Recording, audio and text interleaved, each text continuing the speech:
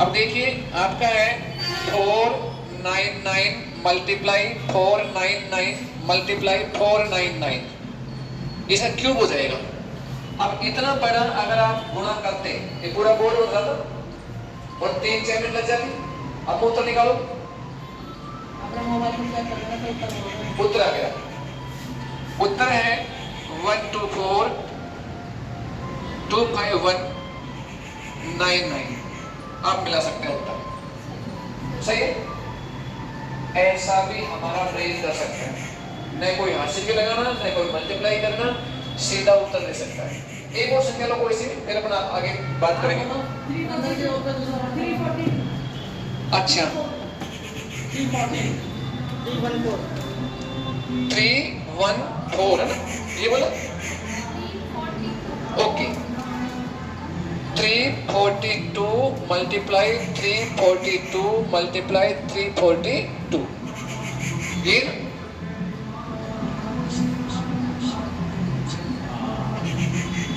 सही है। सही है, इतना जल्दी उत्तर आ सकता है। ये ब्रेन ऐसा, मेरा नहीं, आप सब कैसा कर सकता है। छठी क्लास से लेकर के चाहे 70 साल का इंसान हो, कोई भी इस तकनीक को सीख सकता है और एक बार पढ़ते ही चीजों को याद कर सकता है। ये मेरा बताने का मकसद था कि कैसे होता है, कैसे कर सकते हैं। ये राज सर बता देगा आपको, हम इनके साथ मिलकर काम कर रहे हैं। यानी हमारा एक उद्देश्य है कि जो बच्चे पढ़ाई को लेकर डिप्रेशन में ना, आपको पता है कोटा एजुकेशन हब कहा जाता है, एजुकेशन हब। बट अभी 2 महीने पहले पत्रिका में आया था कि कोटा आज का सुसाइड हब बन गया है। सुसाइड हब, आत्महत्या हुई कोटा। क्यों? बच्चों को याद नहीं हो रहा, अपने सपनों के मुताबिक परिणाम नहीं दे पा रहे और माँ बाप के इमोशन आकर दबाव में आकर आत्महत्या करते हैं। उससे बाहर आए कैसे भी हर इंसान, ये अपन चाहते हैं, इस वक्त काम कर रहे हैं। हर इंसान किसी भी सब्जेक्ट पे काम करता है। हमारा सब्जेक्ट है कि बच्चों की मेमोरी पावर कैसे बढ़ेगी। तो आगे के बारे में राज सर आपको बता देंगे। ये मेरा इतना सा काम था कि हम ऐसा बच्चों को सिखाते हैं और ऐसा सिखा सकते हैं। आइए सर।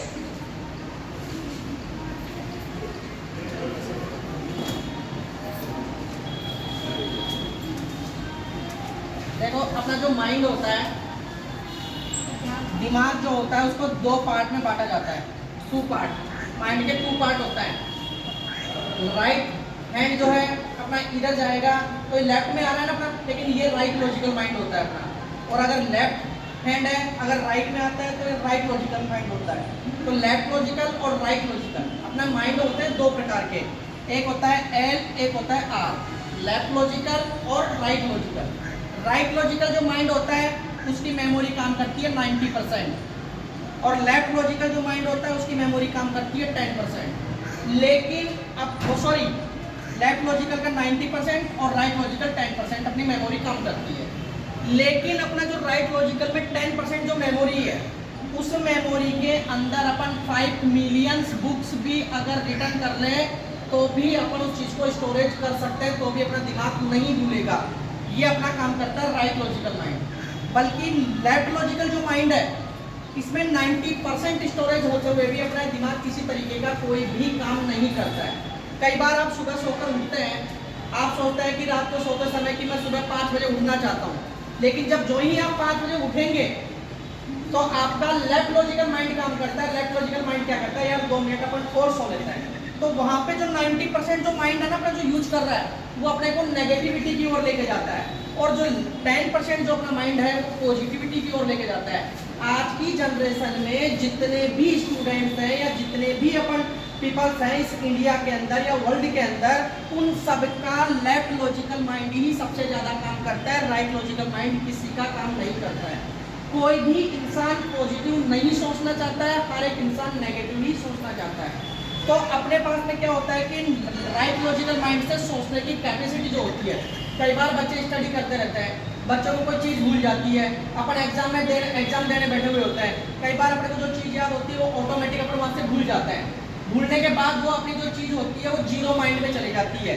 यानी ये जो माइंड होता है अपना होता है हाई माइंड, इसको कहते हैं high mind. Right logical mind, left logical mind और जीरो माइंड। कोई भी चीज़ अगर जब अपन भूल जाते हैं तो सीधी जाती है जीरो माइंड, हाई माइंड में। ठीक है, जैसे अपने कंप्यूटर से कोई भी चीज़ अपन डिलीट करते हैं वो चली जाती है रिसाइकिल बिन में, रिसाइकिल बिन में जाती है। मोबाइल में कोई भी चीज़ डिलीट करते हैं वो भी रिसाइकिल बिन में जाती है। वैसे ही लेफ्ट लॉजिकल और राइट लॉजिकल माइंड से अगर कोई भी चीज़ डिलीट की जाती है तो वो भी अपने हाई माइंड में चले जाती है, यानी अपना रिसाइकिल बिन ये है पीछे। तो जब अपनी कोई भी चीज़ अपन भूल जाते हैं, याद करते रहते हैं, तो छोटे जो बच्चों को आपने देखा होगा, पढ़ते पढ़ते छोटे बच्चे ने जब कोई चीज़ भूल जाते तो यूं करते रहते हैं और अचानक कहता हाँ मुझे याद आया ऐसा बोला था। तो वो यूं करते समय क्या होता है कि अचानक उसका जो प्रेशर है, जो पंप है, वो राइट यहाँ पे हाई माइंड पे जाता है और हाई माइंड सीधा क्लिक कर किसको करता है, राइट लॉजिकल को माइंड काम करता है और उस समय उस बच्चे का राइट लॉजिकल माइंड का यूज होना स्टार्ट हो जाता है। तो अपना जो ये 350 ग्राम का दिमाग है, इस 350 ग्राम के दिमाग में आप चाहो जितनी चीज़ें याद कर सकते हो, चाहो जितनी चीज़ें अपने क्लियर कर सकते हैं। आज जो आपको हमने बताया इस चीज़ से आपको क्या क्या फायदे हो सकते हैं।